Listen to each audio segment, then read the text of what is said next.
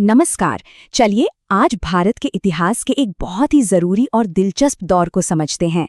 ये कहानी है आदिवासी समुदायों की, दीकू यानी बाहरी लोगों की, और उस एक लीडर की जिसने एक सुनहरे दौर का, एक गोल्डन एज का सपना देखा था।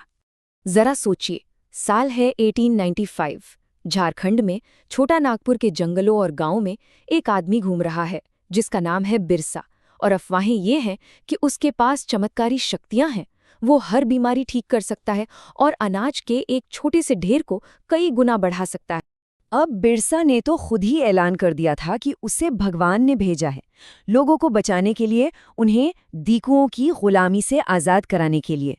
तो सवाल ये उठता है कि आखिर कौन था ये शख्स, और ऐसा क्या था उसमें कि हजारों लोग उसे भगवान मान बैठे और ये यकीन करने लगे कि वही उनकी सारी मुश्किलें दूर करेगा। अच्छा, बिरसा मुंडा की कहानी को ठीक से समझने के लिए हमें पहले उनकी दुनिया को समझना होगा।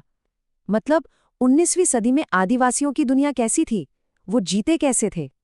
तो कई आदिवासी समुदायों की जिंदगी का सेंटर पॉइंट थी झूम खेती। अब ये होती क्या थी? इसमें वो जंगल के एक हिस्से में पेड़ों के ऊपरी हिस्सों को काट देते थे ताकि जमीन तक धूप पहुंच सके। फिर उस वनस्पति को जला देते थे। उसकी राख को खाद की तरह जमीन पर फैला दिया जाता था और फसल काटने के बाद उस जमीन को कुछ साल के लिए खाली छोड़ दिया जाता था ताकि वो फिर से उपजाऊ हो जाए। हाँ, पर ऐसा नहीं था कि सारे आदिवासी एक ही तरह से जी रहे थे।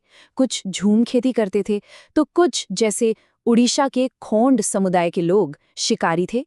वो शिकार करके और जंगल से फल फूल इकट्ठा करके अपना गुजारा करते थे। और कुछ, जैसे छोटा नागपुर के मुंडा, एक ही जगह बसकर किसानी करते थे। तो ये जो जिंदगी का एक तरीका बना हुआ था, वो तब तक चला जब तक अंग्रेज नहीं आए। ब्रिटिश राज ने आदिवासियों की जिंदगी में उथल-पुथल मचा दी। देखते हैं कैसे। देखिए, अंग्रेजों के आने से पहले आदिवासी मुखियाओं का बहुत दबदबा था। उनके पास आर्थिक ताकत थी। वो अपने इलाके खुद चलाते थे, यहाँ तक कि उनकी अपनी पुलिस भी होती थी। लेकिन ब्रिटिश राज के आते ही उनकी सारी प्रशासनिक शक्तियां छीन ली गईं। अब उन्हें अंग्रेजों के बनाए कानून मानने पड़ते थे और उन्हें नजराना भी देना पड़ता था। अब आदिवासियों की जिंदगी में जो परेशानियां आ रही थीं, उनकी एक बड़ी वजह थे दीकू। ये शब्द बाहरी लोगों के लिए इस्तेमाल होता था, जैसे कि सूदखोर, व्यापारी और हाँ, अंग्रेज भी। आदिवासी अपनी सारी मुसीबतों की जड़ इन्हीं को मानते थे। और फिर आए नए वन कानून। इन कानूनों ने तो जैसे उनकी दुनिया ही छीन ली। अंग्रेजों ने सारे जंगलों को सरकारी संपत्ति डिक्लेयर कर दिया। कुछ जंगलों को तो रिजर्व फॉरेस्ट बना दिया, जहां आदिवासियों का जाना तक मना था। अब इसका मतलब क्या हुआ? इसका मतलब ये कि अब वो ना तो झूम खेती कर सकते थे, न फल इकट्ठा कर सकते थे और ना ही शिकार कर सकते थे।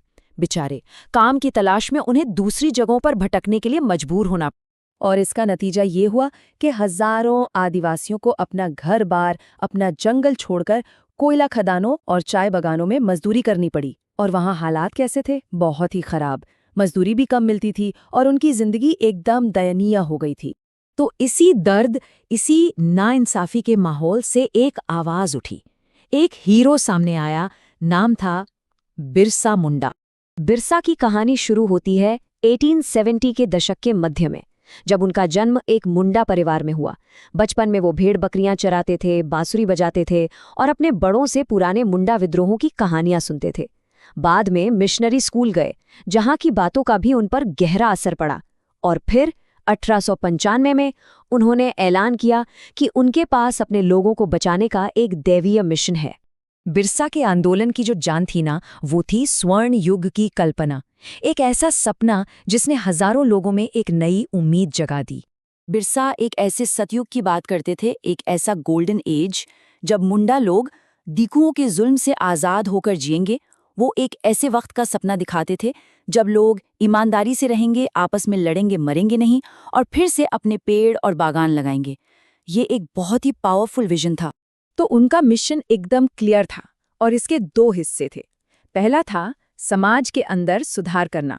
उन्होंने मुंडाओं से कहा कि शराब छोड़ो, अपने गांव साफ रखो और जादू टोने जैसी चीजों पर विश्वास मत करो। और दूसरा हिस्सा था बाहरी ताकतों का विरोध।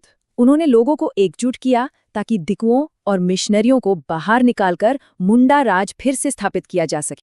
तो ये जो सपना था ना, ये सिर्फ सपना नहीं रहा, ये बहुत जल्द एक जबरदस्त राजनीतिक आंदोलन में बदल गया, जिसने लोगों को एक्शन लेने के लिए प्रेरित किया। अब बिरसा के फॉलोअर्स ने विद्रोह छेड़ दिया। उन्होंने सूदखोरों और जमींदारों की प्रॉपर्टी पर हमले किए, पुलिस थानों और चर्चों पर धावा बोला, जो कि दीकुओं और ब्रिटिश सत्ता के सिंबल थे। उन्होंने बिरसा राज के प्रतीक के तौर पर एक सफेद झंडा भी फहराया। लेकिन कहानी में एक दुखद मोड़ आया। 1900 में बिरसा को पकड़ लिया गया और जेल में ही हैजे की वजह से उनकी मौत हो गई। उनके जाने के साथ ही ये आंदोलन भी ठंडा पड़ गया। तो क्या इसका मतलब ये हुआ कि सब कुछ बेकार चला गया? क्या ये पूरा आंदोलन फेल हो गया? बिल्कुल नहीं, बल्कि सच तो ये है कि इस आंदोलन के दो बहुत बड़े और बहुत जरूरी नतीजे निकले।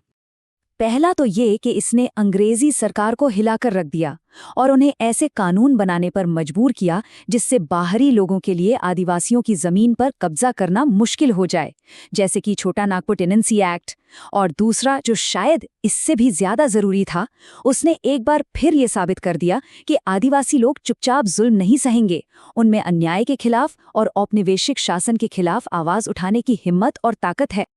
आज भी बिरसा मुंडा सिर्फ एक विद्रोही नेता की तरह नहीं, बल्कि एक लोकनायक, एक हीरो की तरह याद किए जाते हैं। उनका आंदोलन भले ही उस वक्त खत्म हो गया हो, लेकिन उनकी विरासत, नाइंसाफी के खिलाफ खड़े होने की वो हिम्मत, एक शक्तिशाली प्रतीक बनकर आज भी जिंदा है।